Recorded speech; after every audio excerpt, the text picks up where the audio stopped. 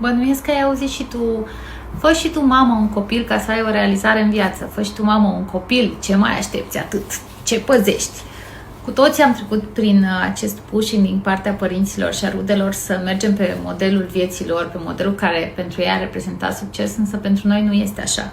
Lumea pentru care părinții noștri ne-au educat nu există. Nu mai există. N-a existat niciodată în secolul ăsta, în formula în care ei credeau că o să fie. Și atunci noi trebuie să ne reeducăm. Mi se pare foarte important, dacă ești un 90s kid, să înțelegi care a fost filozofia de viață care ți-a fost implantată și chiar dacă ești conștient de ea sau chiar dacă nu ești conștient de ea, eu îți promit că ea se regăsește în subconștientul tău și îți influențează deciziile, dar mai mult decât atât îți influențează limitele și fricile pe care tu le ai față de o viață dinamică și sinusoidală.